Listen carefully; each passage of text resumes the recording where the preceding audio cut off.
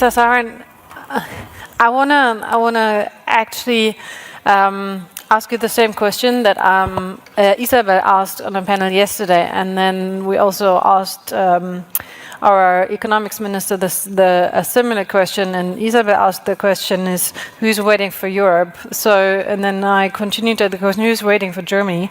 And Robert Habeck seemed to think that everyone's waiting for Germany to take back our global leader role. What do you think? Look, we are betting on Germany. I truly believe that this continent and the Indian future is deeply interlinked. But I don't believe Europe is betting on the rise and the emergence of India and some other actors. Europe has firmly resolved, the Europe businesses have firmly anchored themselves to China's future, and they are stubbornly refusing to move away from that direction. They are not expeditionary enough to look at the new opportunities that are arising in different parts of the world, and they're playing very safe. Someone was talking about growth, right? Well, you don't grow if you take 2 months off every year. It's impossible to meet anyone between July and August in this continent, in this part of the world. You're not going to grow if you're going to be sleeping for 2 months in a year. People ask me, how is India growing at 8%? We work many hours a day. Well, you're going actually quite deep into our, I guess, society order. No, I was just a comment from the previous panel, where one of the panelists had emphasized on growth. I think Europe needs, the only resource Europe is lacking today is not critical minerals, it's critical thinking. Europe is one of the largest economies. It is powerful, it can define the future, it can shape the agenda, and yet it allows itself to be browbeated by anyone and everyone into following other people's lead. I think Europe needs to have an identity and a sense of self that is commensurate with the $20 trillion constellation that it represents. And I think that is missing in Europe. We are waiting for that Europe, and we are betting on that Europe. And we hope Europe notices that there is a subcontinent of 1.5 billion people that is moving from $4 trillion to $10 trillion in the next 10 years. And that offers an opportunity so that you can get over your China addiction, you can start diversifying, and you can start betting on right people and nice people.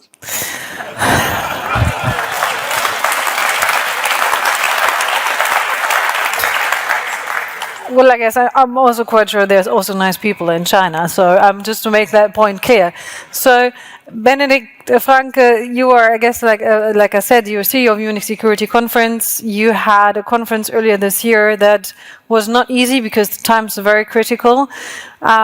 When you look back at it now, is, let's say, the rising of other countries the most interesting that we've been seeing? Maybe we start there. Can I start by saying how much I love being on a panel with Samir, because he's probably the only one that makes me look quite insane, which is absolutely fantastic. Thanks, Samir. Yeah, so the Munich Security Conference 2024 was all about the need to include the Global South. Yeah. For us, it wasn't as much the invasion of Ukraine that was the wake-up call. It was really the UN General Assembly vote a week later, where we were all thrilled that 142 countries said, no, it's not okay to attack and kill your neighbor. And, 5 countries, the usual suspects, said, no, perfectly all right to invade and kill your neighbor. But it was 38 countries representing more than half the world's population that abstained. They all abstained for different reasons. But at the end of the day, I think it's pretty clear to say that more than half of the world currently doesn't believe in the global order that we've become addicted to. Mm-hmm. And the Munich Security Conference tries to do its part in, trying to figure out why that is the case. And what do these 38 countries really have in common? Mm-hmm. That's not a lot. Mm-hmm. So there isn't a consolidated global South. Maybe we jump there. What do they have in common? I think they have a frustration in common. They have a legitimate concern in common that the global order does not work for them, in fact, structurally disadvantages them. And I think they also have a narrative in common. First of all, this rules-based international order that we all love most of them weren't independent when the rules were made. Second, the rules don't work for them. Look at the different debt level and the money you need to get rid of that debt. And look at how we are adhering to the rules. Look at our double standards. Why do we treat, the ICC verdict against Putin differently from the one against Netanyahu? Why do we treat the war in Ukraine different from the war in Tigray? I mean, they have very, very clear... Well, there are reasons, though. They are, but the point is, we are not very good at explaining them, and we are not very good at taking them along, and we believe we need to get a lot better at taking them along. And I'm also not saying we do not have double standards. I'm also quite sure that's the truth. When you're looking from your perspective, like I said, from the outside in, is that something that you would subscribe to, that you said that's actually what's happening? No, actually, these were my notes that he read out. So you're welcome. These were exactly my thoughts as well on the commonality between those who don't necessarily agree with you. It is a genuine grievance against how A, the rules have been framed, B, how they have been implemented, and C, who has been given exemptions from following those rules. If you are sitting in my part of the world, for me, the problem did not begin with Ukraine. It actually began with Afghanistan. That was highly problematic. That you did a deal with the devil, and then you left a country overnight, and then your agencies return there and they demand women's rights. What were you expecting when you did the deal with the government that is in charge of Kabul? You were expecting them to be promoting women's rights? I mean, this is ridiculous, right? So you knew what you were getting into. You closed your eyes because it was expedient to leave Kabul, and you walked away overnight, and you had those terrible scenes out of Afghanistan. For me, that was problematic. But location matters. So if I get more affected based on what happens in my neighborhood, and similarly you get affected what's happening in Ukraine. The distance is pretty much the same between Delhi and Kabul and Berlin and the borders with Russia. So my point here is that there is a genuine problem. We have a problem. We have to first admit that the rules that were framed have served the first billion well. 500 million in the Atlantic system, that is the Americans and some Europeans, and 500 million collateral beneficiaries, some in China, some in India, some in other parts of the world. But basically it has served a billion elite of the world well, and it has not served the next 7.5 billion. Those next 7.5 billion are now demanding a reset. Now, either you allow for that reset and have a new conversation, for example, the G20, which has now become a more important body than the G7, for example. I'm just giving you one of the examples where a much larger constellation of actors are speaking, or create new institutions where one country, one vote becomes the norm. But you cannot have the victors of World War II and the colonial powers of that era define our lives. Okay. For me, the UN Security Council represents the continuation of a colonial project. Colonial powers and their allies are still the ones who sit on that particular council. And for me, that is exactly the council that needs to be demolished if a new world order and new rules need to emerge. Okay, but if we continue on that thought, what's next? I mean, like, if the rules that we have right now do not or should not apply to countries that for sure have been suffered through those rules and through what has been done to them, do we just wait for new rules to fall into place, or who's gonna check?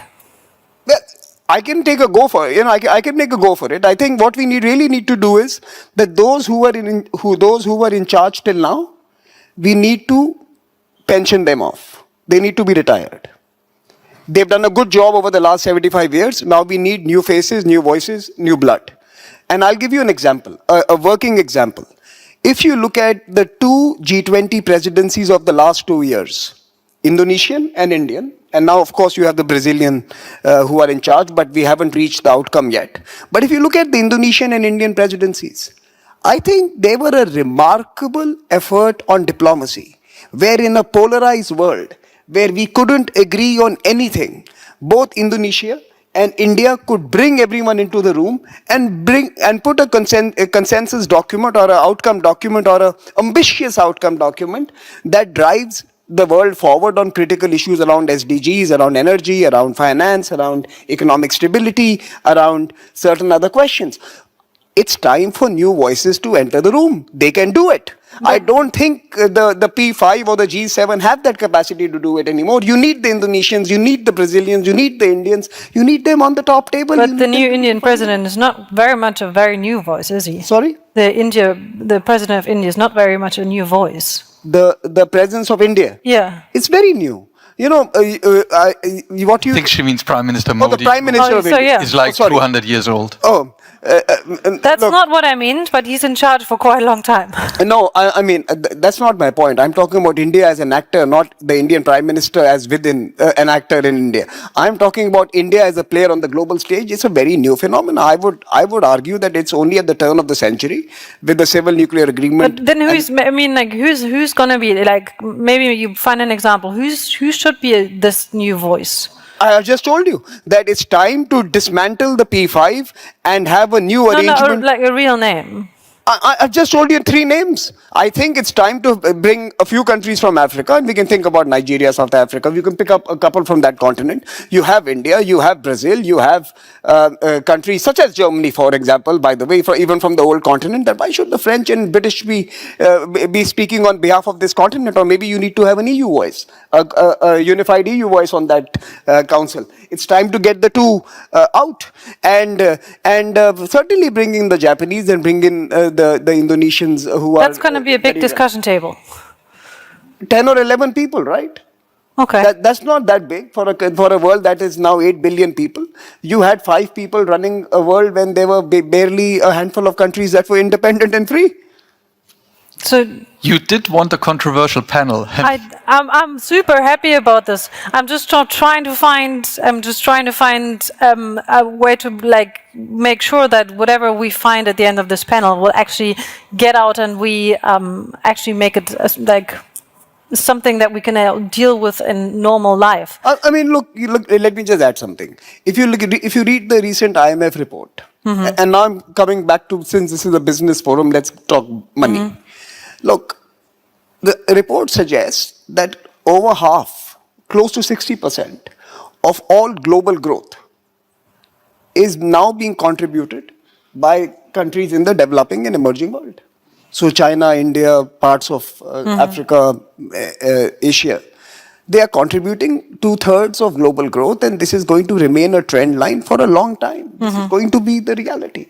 They are the custodians of your continuing prosperity, even in this continent.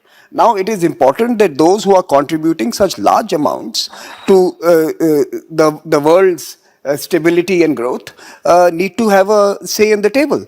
Instead, what do we see? What we see is that global financial flows are still decided by 3 capitals or 4 capitals, most of them in Europe and US. Right? It's New York, London, Paris, and if you want to count a couple of regulatory bodies in Switzerland, it's they who decide how money flows. Climate action is happening in India, Africa, Latin America, and yet climate finance remains concentrated in Europe.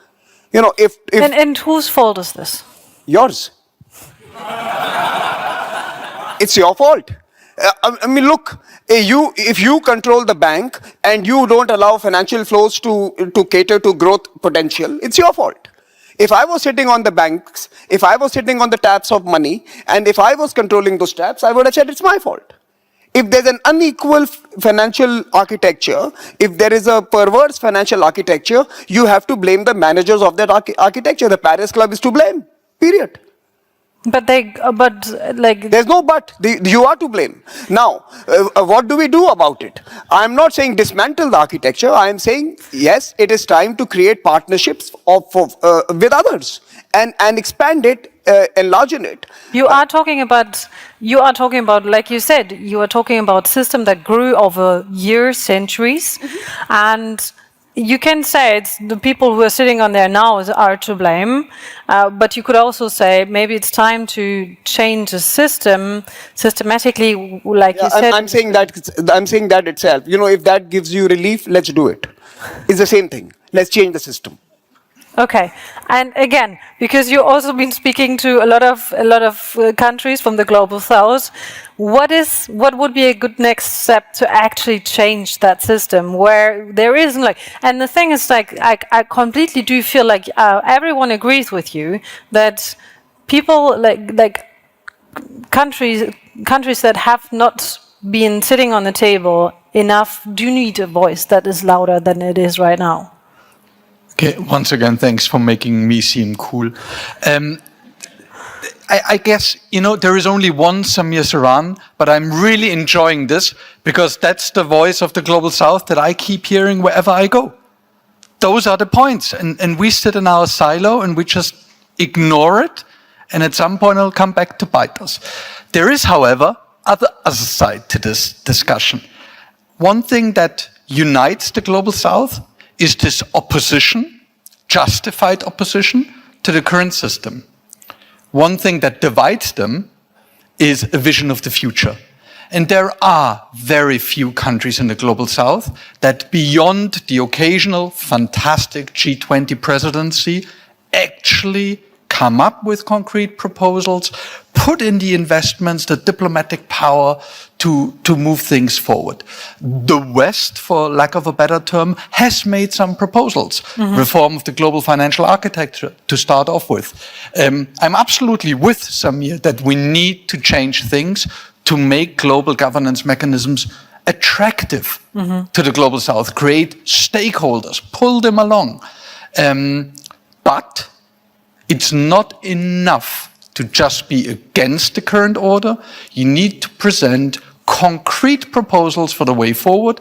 Some countries have done that. The Indian G20 president has done that. They have added the African Union to the G20. They've had other success stories, but it's not enough. Germany, the European Union, the West invests billions and billions in the diplomatic machines that keep the system running. And where are the Brazilians? Where are the South Africans? Where are those that are shouting loudest? I don't see enough of them to actually justify us just leaving the room and handing over the world, so to say. So, question back at you directly. Why do you think that is? I mean, is it just because we're too stubborn, just because we're too lazy to change things, or is it just because we're too afraid to actually that other countries could gain more power and we lose ours? So, I think there is a very easy answer to that and a rather complex one. The complex one is that it's all of those things, maybe with the exception of the lazy bit. We are afraid of losing out. We are afraid of relative power shifts. We are afraid of a world order that takes away our structural advantages. And we have not yet developed trust in the Global South to actually get it done, to look beyond their borders. Because another point is, it is the West that is driving the Sustainable Development Goals. It's the West that is driving humanitarian action around the world. And it's definitely not the Global South. Now, the legitimate counter-argument is the Global South does not yet have the money and has enough problems at home to go abroad and solve things. And we do see Kenya going to Haiti and things like that. So there is an increasing amount of agency in the Global South. But again, I would say just not enough. Now the question is, are we leaving them enough room? Are we making it easy for them to enter the debate at the right level? Are we enabling them? Is that even our job? I think those are the questions we need to discuss. Also, I wanna add one more point to the discussion, and I know you've been very outspoken about this. You said in an interview. Never is outspoken. I'm shy. I've noticed. You said in an interview there is a creeping surrender to China in the world. Not in the world, in Europe. Okay. Be specific. I said that it's time to now, perhaps for all of us who study geopolitics and security, to come to the conclusion that EU is not a security actor. Maybe we are assessing EU in the wrong way. Maybe EU is a mercantilist geography, and we should not be thinking about a strategic strand emerging from this continent. And it's our expectations that are leading to disappointment. And maybe Europe was always like this. That's what I've said. I've said it's time perhaps to consider EU as a non-security actor and to deal with the individual countries separately, based on those who understand where the world is headed and those who don't. I read the report produced by German industry on China, and they felt that it was a very bold report. It was not. But is it then? It was an apology to China that sorry, we are using these words in the first 3 pages. The last 10 pages were let's do business together and let's do it deeper and let's do it more. I think that was what the German industry report on China was, that let's talk about obfuscation of the reality that one day Uncle Sam is going to tell you, Germany, no energy from Russia, you toed that line. They will tell you no business with China, you'll have to stop then. But you are not willing to change your China fix.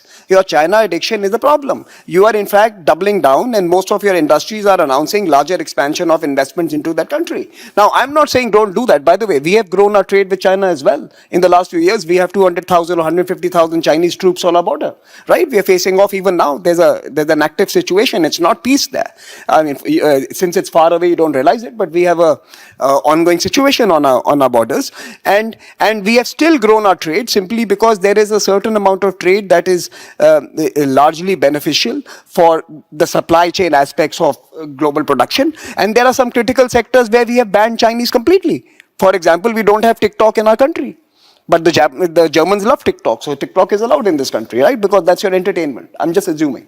Because we didn't think TikTok was any use to us, and we didn't want Chinese propaganda to be proliferating our society. We banned TikTok, we banned many Chinese apps, we banned them from our 5G networks, we banned them from our telecommunication and energy systems, we banned them from our infrastructure and coastal development. So we have taken certain sectors which are pragmatic for national security and kept them out of bounds for But actors. seriously, like bans, because we've spoken about global free trade, is bans really the answer? China, if with China you talk about global free trade, China laughs at you. China trades with you on its terms. China bans your companies from participating in their economy and wants you to be opening their doors to them. Seek reciprocity. That is the first free trade agreement, reciprocity. Give to the other what they give to you. When they don't give you that, don't give it back.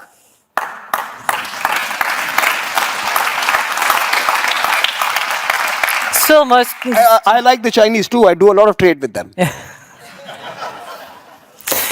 What I'm asking myself is, because you said like most has been run by people and some Western capitals, if it's true that we surrender to China, especially in Europe, is it not actually the Chinese that run us? They run who? They run the Europeans. Well, like more or Look, less. I don't think we have reached that level yet, but I can certainly say that there are enough reports coming out of this part of the world, certainly one that came out in the UK, how the entire R&D system of UK universities was actually building Chinese capabilities in critical technologies. If you look at deep tech, and that's a very broad term, but if you look at some 23 important technologies, there's an Australian report which says that in 18 out of the 23 technologies, China leads. Now, this has been largely built on the back of their being able to capture all your R&D and innovation centers around the world. They have funded Cambridge, they have funded Oxford, they have funded East Coast of America, they have funded perhaps even universities in this country. I have not necessarily looked at Germany, so I will refrain from commenting on it. But I won't be surprised that if a large part of your civil architecture is contributing to their increasing influence in key sectors. Second, they control your media. Chinese ads are very lucrative for most media houses that are suffering from bottom line problems.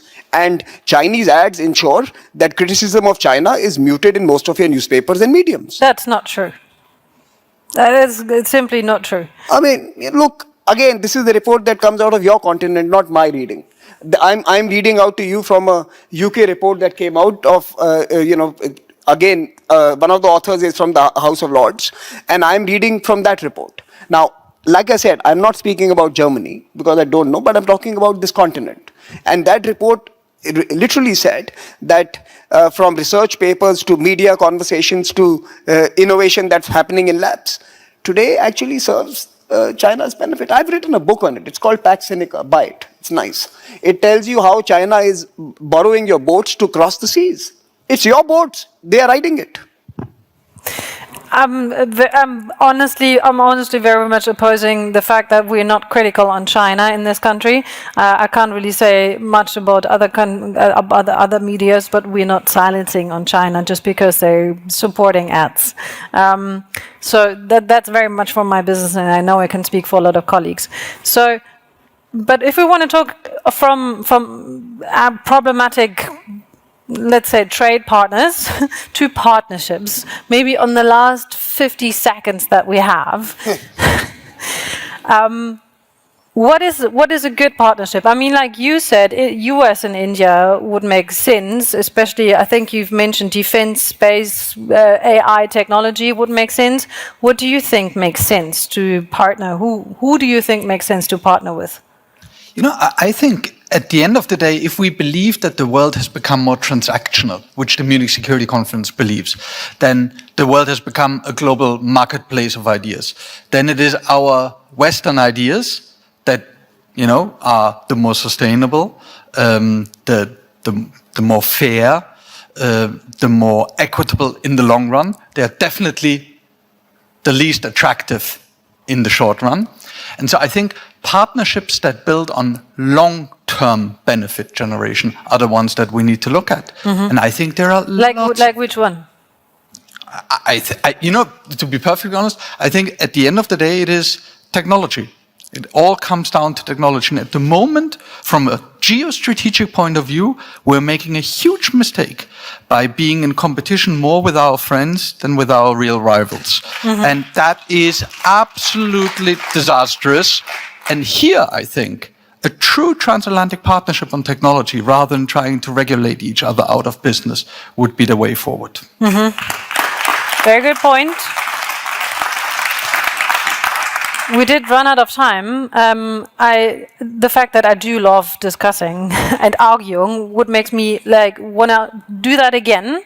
Let's do that again some other time, maybe soon. But you never asked me what's a good partnership, and I'm saying an India-EU partnership is the future. Oh, that's nice. Now that I love you all. And an India-German one, even more important. But notice us. Now, I think we are getting lots of young Indian students coming to your colleges. Our relationship is going to change. The India-US relationship was built on smart Indians going and building that country and then building that partnership. And I think Germany is going to see that in the next 10 years as well. Mm-hmm. We are coming and we are going to be helping you grow faster and grow in the right direction. And that's all we need, growth. Thank you very much to the both of you. Thank you very much. Thank you.